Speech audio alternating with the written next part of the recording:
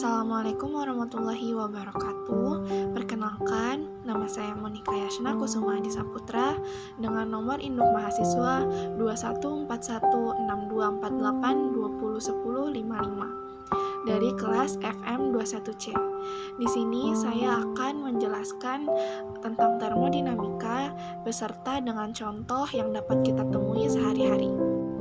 Termodinamika dalam bahasa Yunani, termos artinya panas dan dynamic artinya perubahan.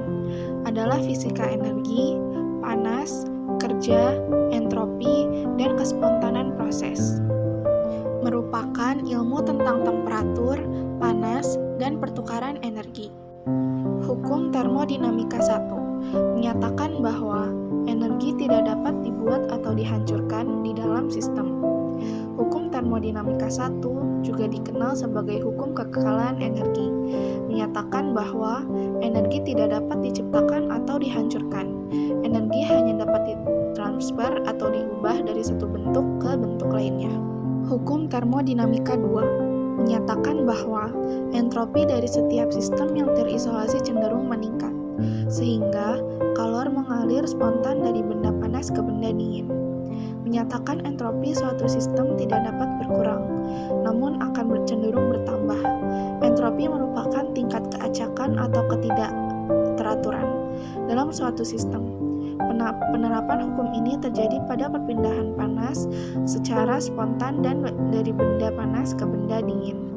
Hukum termodinamika 3 menyatakan bahwa entropi suatu sistem mendekati nilai nol ketika suhu mendekati nol absolut, dalam kurung minus 273,15 derajat Celcius.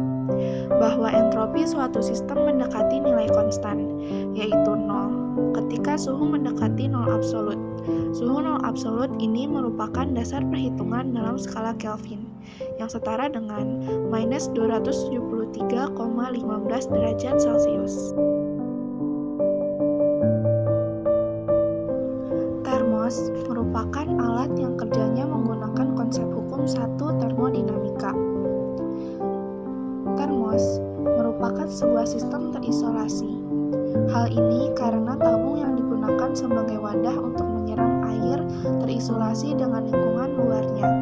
Di antara tabung bagian dalam termos dengan bagian luar dipisahkan oleh suatu ruang hampa udara. Ruang hampa udara ini berfungsi untuk mencegah perpindahan kalor antara lingkungan dengan tabung bagian dalam termos ataupun sebaliknya.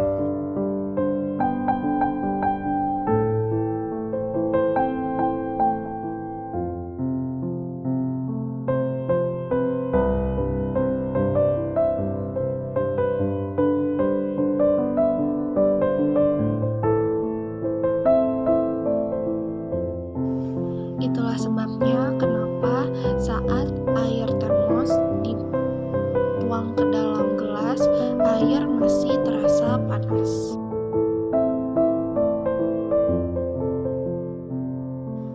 Adanya embun di luar gelas yang berisi es. Hal ini disebabkan udara yang berada di luar gelas atau sistem banyak mengandung uap air. Gelas yang berisi es bersuhu rendah dan terasa dingin, sehingga udara yang bersentuhan dengan gelas akan mengalami penurunan suhu. Udara yang mengandung uap air juga akan mengalami penurunan suhu.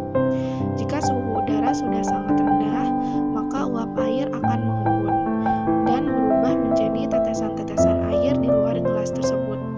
Peristiwa ini sesuai dengan hukum termodinamika 2. Pada peristiwa ini terjadi proses penyerapan panas di dalam gelas. Peristiwa ini merupakan sistem tertutup karena hanya terjadi proses pertukaran kalor dan tidak terjadi proses pertukaran zat. Peristiwa ini menggunakan media sebagai pembatas rigid, yaitu mempertukarkan kalor menggunakan kalor sebagai media. Aplikasi hukum termodinamika juga dapat dijumpai pada manusia. Manusia melakukan kerja karena manusia mempunyai energi. Manusia mendapatkan energi dari makanan yang dimakan. Makanan yang dikonsumsi manusia mengandung energi kimia. Energi kimia yang masuk ke dalam tubuh dari makanan menyebabkan energi kimia di dalam tubuh juga akan bertambah. Energi tersebut digunakan manusia untuk melakukan kerja, belajar, berolahraga, dan aktivitas yang lainnya.